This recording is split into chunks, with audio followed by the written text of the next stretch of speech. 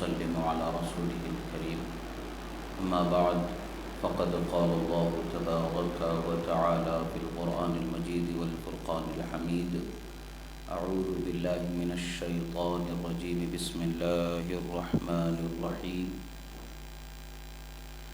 قل لن يصيبنا إلا ما كتب الله لنا هو مولانا وعلى الله فليتوكل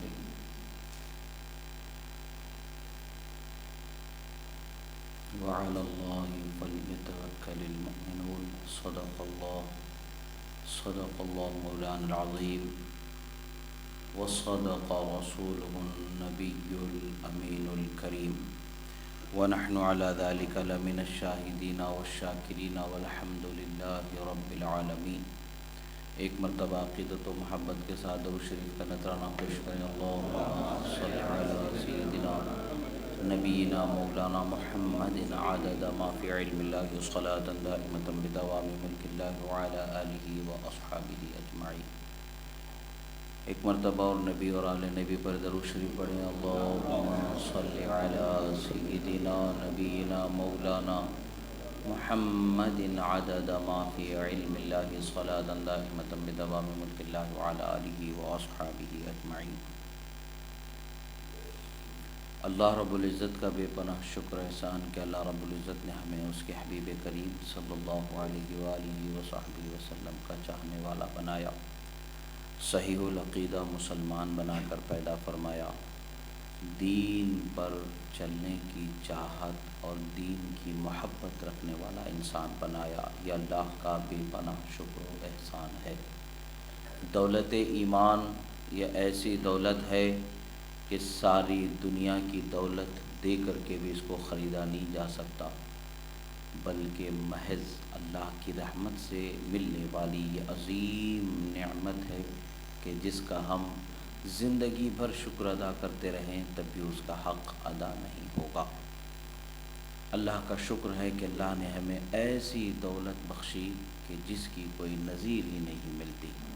اب اس کے آگے کچھ پریشانیاں، کچھ آزمائشیں، کچھ مصیبتیں مل جانا، یہ ہماری اس نعمت کے آگے تو کچھ چیز نہیں ہے. ایمان کے آگے آزمائشوں میں کچھ پریشانیوں سے گزر جانا یہ کوئی مشکل بات نہیں، پریشانی والی بات نہیں. اصل مشکل گھڑی تو قیامت کی گھڑی ہوگی، اصل مشکل گھڑی تو قیامت کی ہوگی. اصل کٹھن لمحہ جب حساب و کتاب ہوگا قیامت میں، اس وقت کا ہوگا. اصل لمحہ تو اللہ کے پاس جب ہمارے سوال ہوں گے، جواب دینے والا لمحہ ہوگا کہ ہم کیا جواب دیں گے. اصل لمحہ جب فرشتے کھینچ کر کے لے جانے کے لیے تیار ہوں گے جہنم میں، فیصلہ کیا جانا ہوگا، وہ کٹھن لمحہ ہوگا. جنت و دوزخ کا جو فیصلہ ہونا ہے وہ کٹھن لمحہ ہوگا. ہاں، اس لمحے کی کامیابی آج اہل ایمان کے لیے بشارت ہے. مومنوں ہی کے لیے اللہ تعالیٰ نے نعمتوں کو رکھا ہے، مومنوں ہی کے لیے اللہ نے جنت کو رکھا ہے. جنت کی ساری نعمتیں اہل ایمان کے لیے ہے. اللہ نے ہمیں ایمان بخشا، یہ اس کا سب سے بڑا احسان ہے. اللہ تبارک و تعالیٰ نے فرمایا قرآن مجید میں: احسب الناس، کیا لوگ یہ گمان کرتے ہیں کہ وہ صرف ایمان لائے کہہ دیے تو آزمائے نہیں جائیں گے، بلکہ ان کو آزمایا جائے گا. آزمائش ہوگی، آزمایا جائے گا. آزمائش میں بندے پر اللہ تعالیٰ کامیابی کے ساتھ رحمتوں کے دروازوں کو کشادہ فرماتا ہے. ہمیں جو مصیبتیں، جو پریشانیاں مل جاتی ہیں تو اس کے جواب میں اہل اللہ کا بہترین جواب یہ ہوتا تھا جب ان کو تکلیفیں دے کر کے پوچھا کرتے تھے، وقت کے جواب رائے حکام جب ان پر ظلم و ستم کے بازار کو گرم کرنے کے بعد پوچھا کرتے تھے اب کیسا حال ہے تمہارا، دیکھا تمہارا کیا انجام ہوا، تو اہل اللہ قرآن کا جواب یہی دیتے: قل لن یصیبنا الا ما کتب اللہ لنا، کہ اللہ کو جو منظور ہے وہی ہوا ہے، اللہ کو جو منظور ہے وہی ہوا ہے، کچھ نیا نہیں ہوا ہے. اللہ کو منظور تھا، ہوا ہے. اللہ تعالیٰ نے ہمارے لیے اس آزمائش کو چنا، اس کو جو منظور تھا وہ ہو گیا، اور پھر اللہ نے فرمایا ہے مومنوں کے لیے کہ وہ اللہ ہی پر بھروسہ رکھیں۔ بے شک مومن اللہ پر بھروسہ رکھتے ہیں، اور اللہ نے فرمایا ہے ان مع العسر یسرا، پریشانیوں کے بعد آسانیاں ضرور ہیں، مشکلوں کے بعد آسانیاں ضرور ہیں، اور غم و اندوہ کے بعد راحت اور خوشی کے آسانیاں اور اس کے دروازے آسانیوں کے اللہ نے ضرور رکھا ہے، کشادہ رکھے ہیں، رحمت کے دروازے کشادہ ہیں۔ مگر بات کیا ہے کہ مومنوں کو اللہ کی ذات پر متوکل ہونا، توکل رکھنا ہے اللہ کی ذات پر، یعنی بھروسہ جیسا کہ اس کا حق ہے بھروسے کا اسی طریقے سے رکھنا ہے۔ ترمذی شریف کی حدیث ہے، اللہ کے رسول صلی اللہ علیہ وسلم فرماتے ہیں لو انکم تتوکلون علی اللہ حق توکلہ لرزقکم کما یرزق الطیر تغدو خماصا وتروح بطانا۔ سرکار مدینہ صلی اللہ علیہ وسلم فرماتے ہیں اگر تم اللہ کی ذات پر جیسا کہ اس کا حق ہے بھروسہ کرنے کا، تم اس طریقے سے بھروسہ کر لیتے ہو تو اللہ تعالیٰ تمہیں بھی ایسے ہی رزق وغیرہ نعمتوں سے مالا مال فرمائے گا جیسے ایک پرندے کو اللہ تعالیٰ مالا مال فرماتا ہے۔ صبح جب پرندہ اپنے گھونسلے سے نکلتا ہے تو خالی پیٹ ہوتا ہے، جب وہ شام میں اپنے گھونسلے پر لوٹتا ہے تو بھر پیٹ اسے لوٹایا جاتا ہے۔ رزق کہاں ہے کیا ہے اسے نہیں، بس جستجو کرنا اس کا کام، رزق پہنچانا یہ رب العالمین کا کام، خالق کائنات کا کام، رزاق ذو القوت المتین کا قائم۔ یہ قانون ہے، اسی کا حق ہے کہ وہی رزق عطا فرمانا ہے، اسی کو یہ شان ہے کہ رزق دینا ہے، وہی سب کو دینے والا ہے۔ مگر شرط کیا ہے؟ توکل، اللہ کی ذات پر بھروسہ کرنا۔ آج ہم دیکھتے ہیں کہ ہماری دعائیں ہم کرتے رہتے ہیں، باوجود اس کے کہ ہماری دعاؤں کے کثرت سے دعا کرنے کے باوجود بسا اوقات دعائیں مقبول نہیں ہوتی، ہمت ہارنے کا کام نہیں ہوتا۔ احادیث مبارکہ میں آتا ہے کہ سرکار نے فرمایا ہے، مفہوم حدیث ہے کہ بندے کی اگر دعا دنیا میں اگر کوئی مانگتا ہے اس کی دعا قبول نہیں بھی ہوتی ہے تو اسے ملال نہیں رکھنا چاہیے، اس دعا کا بدلہ آخرت میں کئی گنا بڑھ کر کے اللہ اسے عطا فرماتا ہے۔ اس لیے کہ ہماری زندگی دنیا ہی کی ہے یہ نہیں ہے، دنیا میں جتنے لمحے اللہ کو ہمارے گزارنے منظور ہیں اتنے ہی لمحے ہم گزاریں گے، اس سے ایک لمحہ بڑھ کر کے زندگی جی نہیں سکتے۔ اور آخرت کی زندگی کو اللہ نے زندگی رکھی ہے، آخرت کی زندگی کو جاویدانی بخشی ہے، اور آخرت میں موت کو ختم کر دیا گیا، وہ حقیقی راحت ہے۔ یہاں ہم 100 سال بھی اگر راحت کے گزار لیں تو کیا ہم کمائیں گے؟ اس 100 سال کی راحت کے حاصل کرنے کے لیے ہم نے جو مال و زر خرچ کیا ہے اس کا حساب ہمیں دیتے دیتے ہم تھک جائیں گے۔ اللہ کی بارگاہ میں جب وہ حساب لے گا کہاں کیسے کس طریقے سے خرچ کیا گیا، یہ ساری چیزوں کا کہاں کیسے عمل کیا گیا، کہاں کیسے زندگی گزاری گئی، ان ساری چیزوں کا حساب دیتے دیتے ہم تھک جائیں گے۔ مگر اللہ کرم فرما دے گا تو ہماری زندگی کامیاب ہو جائے گی۔ آزمائشوں سے ڈر جانا یہ اہل ایمان کا شیوا نہیں ہے، اہل ایمان تو آزمائشوں پر صبر کرتے ہیں اور اللہ پر بھروسہ رکھ دیں۔ اور اللہ نے جو راستے ہمارے لیے رکھے ہیں، بیماری ہے تو دوا ہے، پریشانی ہے تو دعا ہے، دوا اور دعا یہ اسباب اللہ تبارک و تعالیٰ نے ہمارے لیے رکھے ہیں، ان کو اپنانا ہے اور اللہ پر بھروسہ رکھنا ہے۔ اللہ پر بھروسہ رکھنے والوں کو اللہ تعالیٰ کامیابی بخشتا ہے۔ حضرت امام بخاری علیہ الرحمۃ والرضوان کے والدہ کریمہ کا اور حضرت امام بخاری کا بڑا مشہور واقعہ، حضرت امام بخاری رضی اللہ تعالیٰ عنہ کا حال بچپن میں وہ آنکھ ان کی چلے گئی تھی، دکھائی نہیں دیتا تھا، آنکھوں سے دکھتا نہیں تھا۔ آپ ایک بات یاد رکھیں، حدیث مبارکہ کا مفہوم ہے، اللہ کے رسول صلی اللہ علیہ وسلم نے فرمایا ہے کہ ماں باپ کی دعاؤں کے اور مقام قبولیت کے درمیان کوئی حجاب نہیں ہوتا۔ ماں باپ اپنے بچوں کے حق میں جو دعا کرتے ہیں اللہ تعالیٰ اسے ضرور قبول فرماتا۔ نیک دعا کریں یہ ہماری خواہش ہونی چاہیے، اخلاق ہمارے ایسے ہونے چاہیے کہ وہ ہمارے حق میں ہمیشہ خیر ہی کی دعا کرتے رہیں، ہم سے ان کی دل آزاری نہ ہو سکے، انہیں تکلیف نہ پہنچ سکے، یہ ہماری فکر ہونی چاہیے، کوشش ہونی چاہیے۔ حضرت امام بخاری رضی اللہ تعالیٰ عنہ کو کئی سال کا عرصہ گزر گیا، آنکھوں سے نظر نہیں آتا تھا۔ ان کی والدہ عابدہ زاہدہ تھیں، بڑی عبادت گزار تھیں، بڑی متقی پرہیزگار تھیں، پاک باز خاتون تھیں، عورتوں کے لیے مثالی زندگی پیش کرنے والی، کتاب و سنت اور رسول اللہ کے طریقے پر زندگی گزارنے والی عظیم مقام کے حامل بزرگ خاتون تھیں۔ آپ اللہ کی بارگاہ میں دعا کرتی رہیں، آخر کار حضرت ابراہیم خلیل اللہ علی نبینا علیہ الصلاۃ والسلام آپ کے خواب میں تشریف لاتے ہیں اور فرماتے لقد اقلقتی، فرماتے ہیں کہ اے اسم محمد ابن امام بخاری کی والدہ سے متعلق فرماتے ہیں کہ اے امام بخاری کی والدہ، اے خاتون، تم نے آسمان کے فرشتوں پر اپنی دعا اور اپنے گریہ کے ذریعے ان کو ایسا ماحول بنا دیا، یعنی تنگی آ جانا، آدمی پریشان ہو جانا جیسا بولا جاتا۔ حالانکہ فرشتے ان چیزوں سے وہ بے نیاز ہیں، ایسا نہیں ہے، مگر یہ ہے کہ ان پر زیادہ تر اب اگر آدمی کسی سے ایک چیز کا بار بار مطالبہ کرتا ہے تو وہ آدمی اس مطالبہ کرنے والے کے انداز مطالبہ پر کچھ دیر کے لیے بے چین ہو جاتا۔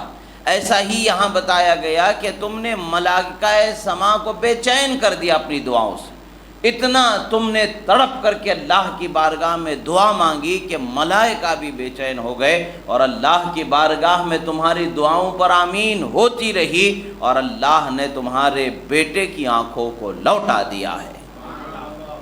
اے خاتون اٹھ جاؤ، خوش ہو جاؤ، جاؤ دیکھو تمہارے بیٹے کو اللہ تعالیٰ نے آنکھوں سے سرفراز فرما دیا۔ جب وہ ماں اٹھ کر کے دیکھتی ہیں تو کیا دیکھتی ہیں؟ اپنے شہزادے کی جن آنکھوں کے لیے وہ بے چین تھیں، پریشان تھیں، ان آنکھوں کو اللہ نے واپس لوٹا دیا ہے۔ ماں کی دعا کا بڑا اثر ہوتا ہے، اور ماں کی دعا کا خاص طور سے اولاد کے حق میں بڑا رول ہوتا ہے، بڑا اہم کردار ہوتا ہے۔ کامیابی و ترقی کے لیے ماں کی دعاؤں کا سہارا ایسا ہوتا ہے گویا کہ اس کے پیچھے ایک سپر پاور چل رہی ہے۔ اللہ تبارک و تعالیٰ نے اس کے لیے بہت بڑی نعمت عطا فرمائی۔ حضرت امام بخاری کی والدہ نے جب اپنے بچے کو آنکھ مل گئی تو آپ نے کیا کیا؟ اس بچے کو آپ نے بڑا بزنس مین بنا دیا، بڑا تجارت کرنے والا بنا دیا، لینڈ لارڈ بنا دیا، زمین، کاشتکار اور کپڑا فیکٹری، مل وغیرہ، یہ سب کچھ نہیں۔ انہوں نے اپنے بچے کی تربیت، تعلیم، حدیث رسول پر آپ نے پابند کر دی، اور آج دنیا جانتی ہے کہ روئے زمین پر اگر حدیث کے اماموں میں اگر کسی کا نام سر فہرست آتا ہے تو امام بخاری کی ذات۔ وہ معجزہ ہے حضرت ابراہیم خلیل اللہ کا، اور وہ کرامت ہے ان کی ماں کی دعاؤں کا، اور وہ عطیہ ہے رسول اللہ کے معجزات میں سے ایک معجزہ امت محمدیہ کے لیے کہ حدیث کی خدمت آپ نے کی۔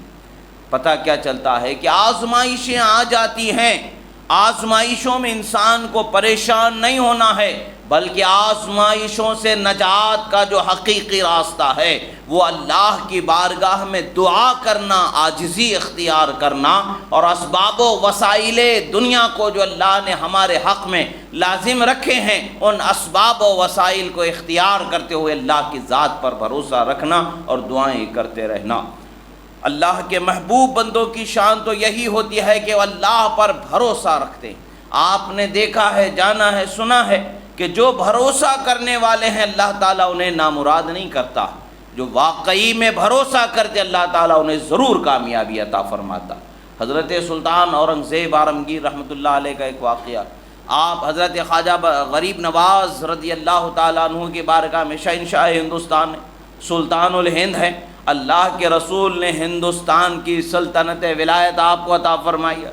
ہندوستان کا کوئی ولی آپ کی نظر کرم کے بغیر ولایت پر پہنچتا ہی نہیں ہے، ہر ولی کے لیے آپ وسیلہ عتم ہیں۔ آپ کی بارگاہ میں ایک شخص اندھا کافی عرصے سے بیٹھا ہوا تھا اور دعا کر رہا تھا، اللہ کی بارگاہ میں وسیلہ کر رہا تھا، ان کا دعا کر رہا تھا، دعا کرتا رہا خواجہ آنکھ دلا دے، خواجہ آنکھ دلا دے، خواجہ آنکھ دلا دے۔ مگر حال کیا ہوا، زمانہ گزر گیا مگر اس کے آنکھوں میں کوئی آنکھ نور والا معاملہ پیش نہیں آیا۔ حضرت اورنگزیب عالمگیر وہاں سے گزرتے، پوچھتے کون ہے جو صدا لگا رہا؟ جواب دیتے ہیں کہ حضور ایک اندھا ہے، کہ زمانہ ہوا، عرصہ ہو گیا، کافی عرصے سے وہ یہی دعا کر رہا ہے، خواجہ آنکھ دلا دے، خواجہ آنکھ دلا دے۔ بولے اس کو لاؤ ادھر۔ جب لایا گیا تو کہا کہ بھئی، اس کو بتایا گیا کہ بھئی تم ہندوستان کے شہنشاہ حضرت اورنگزیب عالمگیر تمہارے سامنے۔ وہ گھبرا گیا تھوڑی دیر کے لیے، کہا بھئی کب سے مانگ رہے ہو؟ بولے حضور کافی عرصہ ہو گیا۔ بولے اچھا رک جاؤ، ابھی میں اندر فاتحہ پڑھنے کے لیے جا رہا ہوں، جیسے ہی میں باہر نکلوں گا تب تک اگر تمہاری آنکھ آ گئے تو ٹھیک ہے، نہیں ہے تو جلاد سے کہا کہ اس کی گردن فوراً مار دینا۔ اب آپ اندر چلے گئے فاتحہ کے لیے، یہاں جان کے لالے پڑ گئے۔ اس غریب نے کہا خواجہ اب تک تو صرف آنکھوں کا سوال تھا، اب تک تو صرف آنکھوں کا سوال تھا، اب تو جان کے بھی لالے پڑے ہوئے ہیں، اب جان بچنا ہے تو آنکھ ملنا ہے، کچھ تو کرم کر کے خواجہ آنکھ خدا عطا فرما دے۔ تو ان کا وسیلہ اس نے واقعی میں سچے دل سے بنایا۔ تو حال یہ ہوا کہ حضرت اورنگزیب باہر آئے تو وہ دیوانہ مستانہ بنا ہوا ہے، آنکھ اللہ نے عطا فرما دی۔ حقیقت میں جو کچھ بھی ملنا ہے وہ اللہ ہی دینے والا، مگر اللہ کے محبوب بندے قبل وصال بعد وصال دونوں صورتوں میں وسیلہ بنائے جا سکتے ہیں، اور ان کے وسیلے سے اللہ تبارک و تعالی انعام فرماتا ہے، اکرام فرماتا ہے، رحم فرماتا ہے اور عظمتوں کو، بلندیوں کو عطا فرماتا ہے۔ مصنف ابن ابی شیبہ کی ایک حدیث مبارکہ ہے جس میں اللہ کے رسول صلی اللہ تعالی علیہ وسلم فرماتے ہیں، حضرت بلال ابن حارث المزنی رضی اللہ تعالیٰ عنہ یہ حدیث کے راوی بیان فرماتے ہیں کہ جس صحابی کا یہ عمل تھا وہ حضرت بلال ابن حارث المزنی رضی اللہ تعالیٰ عنہ ہے۔ زمانہ کون سا زمانہ ہے؟ حضرت فاروق اعظم رضی اللہ تعالیٰ عنہ کا زمانہ ہے۔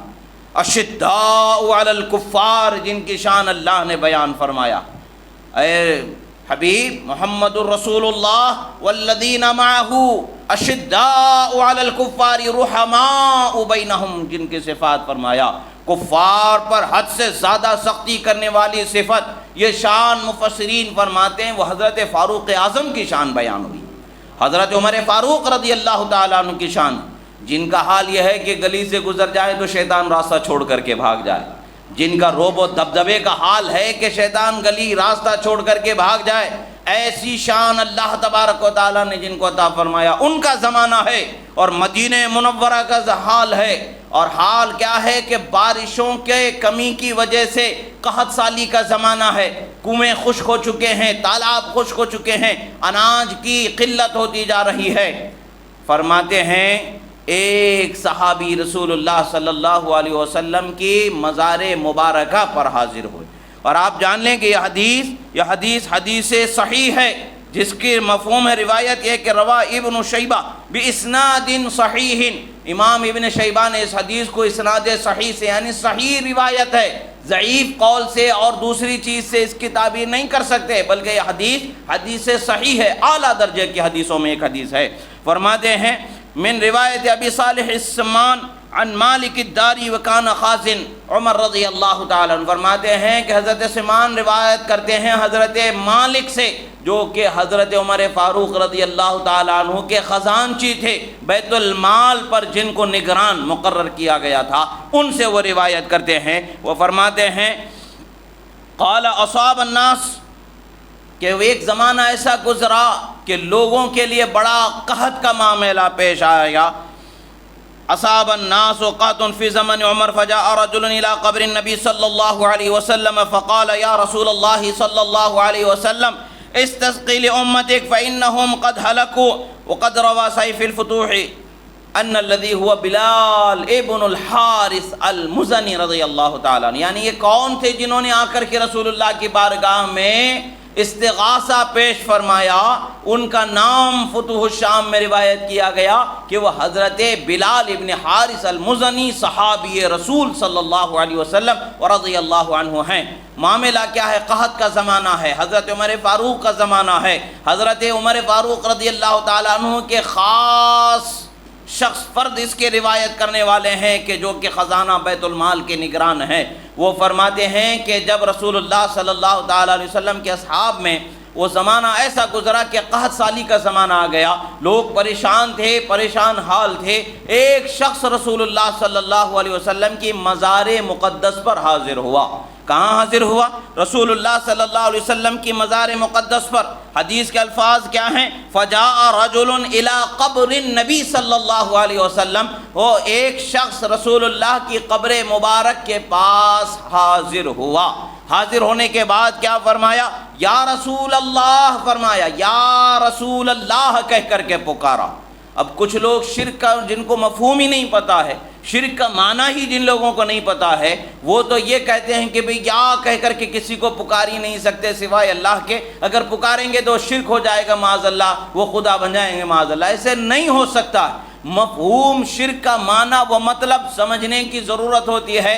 ہر لفظ کا ایک معنی ہوتا ہے، محل ہوتا ہے، مفہوم ہوتا ہے، ایک سبجیکٹ ہوتا ہے، اس کے لحاظ سے اس کی تعیین مقرر ہوتی ہے۔ اور سب سے پہلی چیز بولنے والے کی نیت کیا ہے، یہ بھی تو وہاں پر سب سے بڑا معاملہ رکھتا ہے۔ بولنے والا اللہ کے رسول کو اللہ کا رسول ہی جان رہا ہے، خدا نہیں جان رہا ہے، بلکہ کہنے والا کیا کہہ رہا ہے؟ یا رسول اللہ کہہ رہا ہے، اے اللہ کے رسول کہہ کر کے پکارا، اے اللہ کہہ کے نہیں پکارا ہے، بلکہ اے اللہ کے رسول کہہ کر کے پکارا۔ پھر فرمایا استسقی لامتک، اپنے امت کے لیے بارش کی دعا فرمائیں، فإنہم قد ہلکوا، کہ وہ آپ کی امت قحط کی وجہ سے ہلاک ہو رہی ہے۔ اور ان کی زبان سے رسول اللہ کی بارگاہ میں اتنا کہنا تھا کہ آسمان پر بادل چھا جاتے ہیں اور بارش برسنا شروع ہو جاتی ہے۔ اس حدیث مبارکہ سے پتہ کیا چاہیے؟ حدیث سے صحیح ہے۔ ایسا نہیں ہے کہ بھئی اڑی اڑائی باتیں، سنی سنائی باتیں سنا دی جاتی ہے، ایسا نہیں ہے، بلکہ تحقیق کے ساتھ پیش کی جانے والی بات ہوتی ہے۔ اہل سنت کو اللہ تبارک و تعالیٰ نے بڑا احسان اور فضل فرمایا کہ تحقیق کا مادہ عطا فرمایا، سچ بات کو سمجھنے اور اسے قبول کرنے کا مادہ عطا فرمایا، اور سچ کی تحقیق کی جستجو اللہ تبارک و تعالیٰ نے عطا فرمائی ہے۔ ان احادیث مبارکہ کی روشنی میں پتہ کیا چلتا کہ اللہ والوں کے لیے استغاثہ کرنا، ان سے وسیلہ بنانا، قبل وصال یعنی مرنے سے پہلے بھی اور بعد وصال انتقال کرنے کے بعد بھی، دونوں صورتوں میں شرک نہیں ہوتا۔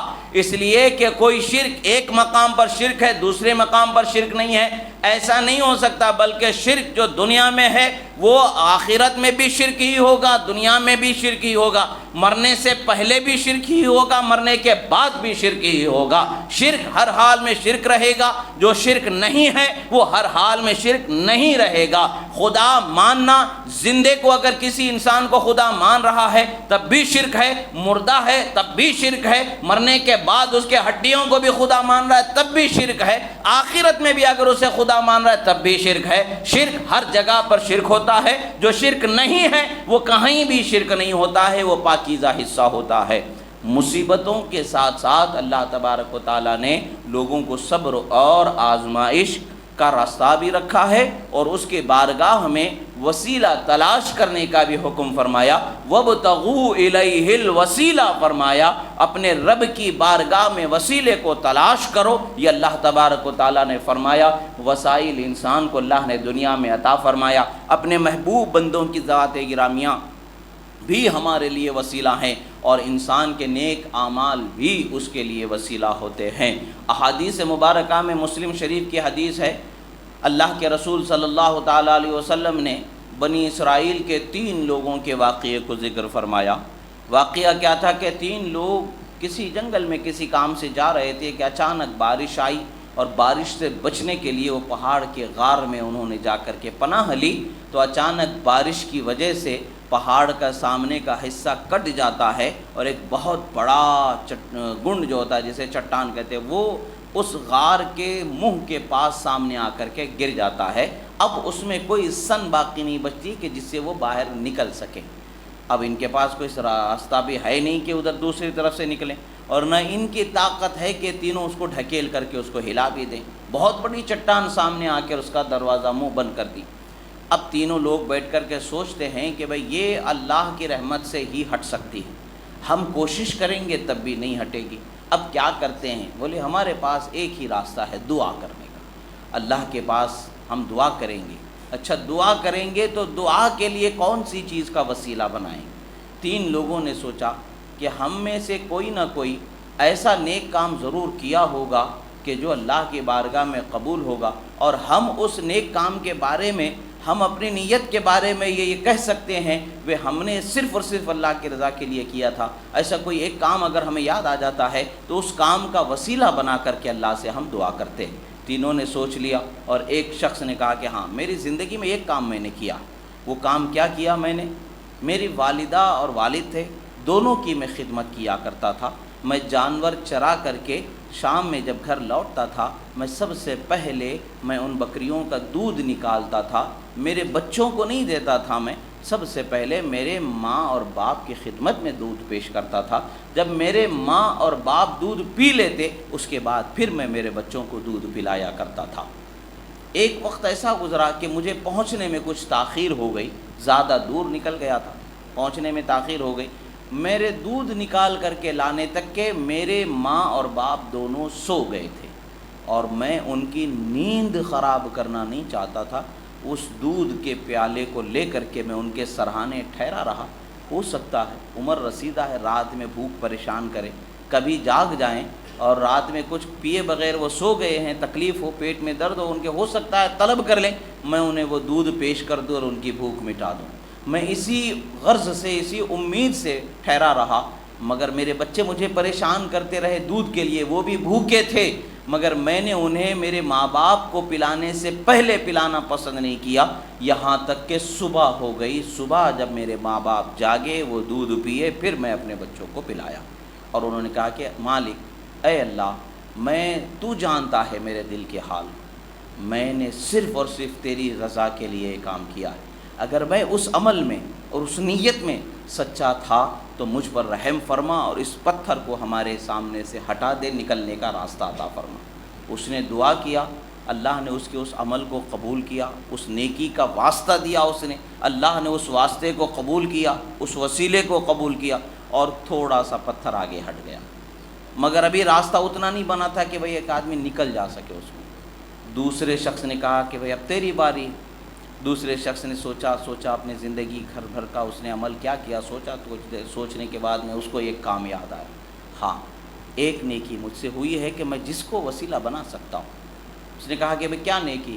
کہ میری چچا کی لڑکی تھی اور میں اس کو بے حد چاہتا تھا، میں اس سے شادی بھی کرنا چاہتا تھا، مگر کم عمری کا زمانہ تھا، بے قابو ہوتا جا رہا تھا، مال دولت بھی تھی، میں نے ان کو، اس خاتون کو ایسے ہی حاصل کرنا چاہا بغیر نکاح کے، پیسہ ٹکا جو کچھ بھی دینا تھا میں ان کو دے کر کے لبھانے کی کوشش کرتا رہا۔ ایک وقت ایسا بھی آیا کہ میں قریب تھا کہ گناہ کر دیتا، مگر اس خاتون نے کہا اے میرے چچا کے لڑکے، اللہ سے ڈر، گناہ سے بچ، اور اگر واقعی تو حاصل کرنا چاہتا ہے تو نکاح کے ذریعے حاصل کر۔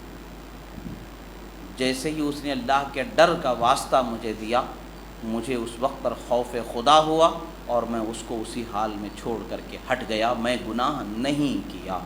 اے اللہ، تو جانتا ہے کہ میں نے کیا کیا، اور اس وقت پر میں اس گناہ پر قادر تھا، کر سکتا تھا، مگر صرف اور صرف تیرے خوف سے، تیری رضا کے لیے میں نے وہ گناہ نہیں کیا۔ اگر میرا وہ عمل تیری بارگاہ میں مقبول تھا تو اس عمل کا واسطہ ہے مالک، تو ہمیں اس غار سے نکلنے کا راستہ عطا فرما۔ تھوڑی دیر نہیں گزری کہ پتھر اور تھوڑا ہٹ گیا، پھر بھی کچھ حصہ باقی رہ گیا، یعنی نکلنے کی جگہ گنجائش اتنی باقی نہیں رہی۔ پتہ کیا چلتا ہے کہ انسان کا کوئی بھی عمل بیکار نہیں ہوتا ہے۔ ہم سمجھتے ہیں کہ بھئی یہ تو بہت چھوٹی سی نیکی ہے، مگر ہمارے سمجھنے میں وہ چھوٹی نیکی نہیں ہوتی، مگر اگر اللہ کی بارگاہ میں وہی چھوٹی نیکی قبول ہو جاتی ہے تو اتنے بڑے فائدے کا وہ سودا ہوتا ہے کہ جس کا اندازہ بھی نہیں کیا جا سکتا۔ اب تیسرے شخص کی باری تھی، تیسرے شخص سے کہا گیا، اس نے بھی سوچا اپنی زندگی کے عمل کو، سوچنے کے بعد کہا کہ بھئی ہاں ایک کام ہے جس کے بارے میں کہہ سکتا ہوں کہ میں نے صرف اور صرف اللہ کی رضا کے لیے کیا تھا۔ معاملہ کیا تھا؟ میرا ایک دوست تھا، وہ میرے ساتھ کاروبار میں پیسے ملایا تھا، میں نے اس کو کاروبار میں سے جو حصہ ہمارا مقرر ہوا تھا دینے کا، میں نے اس میں سے آدھا حصہ اس کو دیا اور آدھا اس کو نہیں دیا۔ آدھے کو میں نے مال میں لگا کر کے کاروبار کو بڑھانے میں نے اور لگا دیا پیسے۔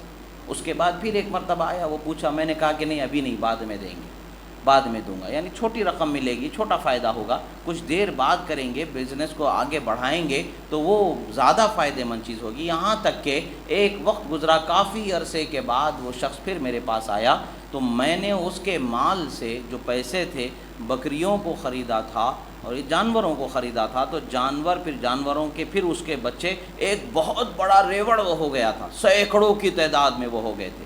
جب وہ میرے پاس آیا تو میں نے پورے کا پورا اس کا حصہ اسے اٹھا کر کے عطا فرما دیا، ایک دانہ بھی، ایک ٹکڑا بھی، ایک جانور بھی اس میں سے میں نے اپنے لیے نہیں رکھا۔ مالک، میں صرف اور صرف تیری رضا کے لیے میں نے امانت داری کا حق ادا کیا، دیانت داری کا حق ادا کیا، میں نے دے دیا۔ تو اگر اس کو قبول فرما لے تو اس عمل کا واسطہ ہے، ہمارے لیے راستہ عطا فرما دے۔ ان کی زبان سے نکلنا تھا کہ ادھر جو چٹان ان کے سامنے غار کے تھی وہ اور ہٹ جاتی ہے، اتنا ہٹ جاتی ہے کہ تینوں اس غار سے نکل سکتے ہیں، نکل جاتے ہیں۔ انسان کے عمل بھی اس کے لیے وسیلہ بن جاتے ہیں، اور پھر اللہ کے محبوب بندے بھی اس کے لیے وسیلہ ہیں۔ اور احادیث رسول سے، آیات قرآنیہ سے اس کا صاف صاف طور پر ثبوت ہے کہ اللہ کے محبوب بندوں سے، خواہ وہ انبیاء ہوں، خواہ وہ ملائکہ ہوں، خواہ وہ اولیاء ہوں، ان کی ذوات کو وسیلہ بنایا جا سکتا ہے، اور اللہ کی بارگاہ میں ان کے وسیلے سے دعائیں مانگی جا سکتی ہیں۔ اور یہ دعا مانگنا، ان کو وسیلہ بنانا، یہ شرک نہیں ہوتا ہے، بلکہ یہ شریعت کا دکھایا ہوا، سکھایا ہوا، بتایا ہوا، واضح کیا ہوا راستہ ہے، جو قرآن و سنت، احادیث کریمہ اور فقہاء امت کے روشن اعمال و اقوال سے ایسا روشن ہے کہ جس کو ہم قیامت تک کے اندھیرے میں چھپا نہیں سکتے ہیں۔ جس طرح سے آسمان پر سورج روشن ہے، ویسے ہی یہ عمل بھی روشن ہے۔ اللہ تبارک و تعالیٰ نے بندوں کے لیے آزمائشیں بھی رکھی ہے، صبر کا راستہ بھی رکھا ہے، وسائل بھی رکھے ہیں، اسباب بھی رکھے ہیں۔ ہمیں اپنی طاقت بھر اسباب اور وسیلے کی جستجو کرنا ہے، اور باقی اللہ کی ذات پر بھروسہ رکھنا ہے، اس پر توکل رکھنا ہے۔ جو بندہ توکل میں، بھروسہ رکھنے میں سچا ہوگا، اللہ تعالیٰ اسے ضرور کامیابی عطا فرماتا ہے۔ اللہ رب العزت کی بارگاہ میں دعا ہے، جو کہا گیا سنا گیا، کہنے میں سننے میں جو غلطی ہوئی اللہ تعالیٰ اسے معاف فرمائے، جو حق و صحیح کہا گیا اللہ تعالیٰ اسے قبول فرمائے۔ پروردگار تو کریم ہے مولا، کرم فرما، تو رحیم ہے مولا، رحم فرما۔ مولا ہمارے لیے پریشانیوں سے نجات عطا فرما۔ مولا دنیا میں جہاں کہیں بھی مسلمانوں پر ظلم ہو رہا ہے، مولا ظالموں کو نیست و نابود فرما، مظلوم مسلمانوں کی مدد فرما۔ بیواؤں، یتیموں، بے سہاروں، یتیموں کے لیے اسباب، سہارے، مددگار، کفو، نگہبان مہیا فرما۔ مالک تو کرم فرما، مالک تو رحم فرما۔ مولا ہمیں دنیا میں، ہمارے ملک میں امن، امان، چین، سکون، سلامتی عطا فرما۔ پروردگار تو کریم ہے مولا، کرم فرما، رحیم ہے مولا، رحم فرما۔ جو بیمار ہے انہیں شفاء کاملہ و عاجلہ عطا فرما، جو قرض دار ہے انہیں بار قرض سے سبکدوشی عطا فرما۔ پروردگار جن کے گھروں میں اولاد نہیں ہے مولا انہیں اولاد عطا فرما، جن کے اولاد ہے انہیں نیک، با اخلاق، با کردار فرما۔ جو غیر شادی شدہ ہے ان کے لیے شادیوں کے اسباب مہیا فرما، اور تمام مومنین مومنات کے رشتے ازواج میں محبت، مودت، شفقت، رحمت، عنایت عطا فرما۔ اقول قولی ھذا استغفر اللہ لی ولکم ولسائر المؤمنین وما علینا الا البلاغ المبین برحمتک یا ارحم الراحمین۔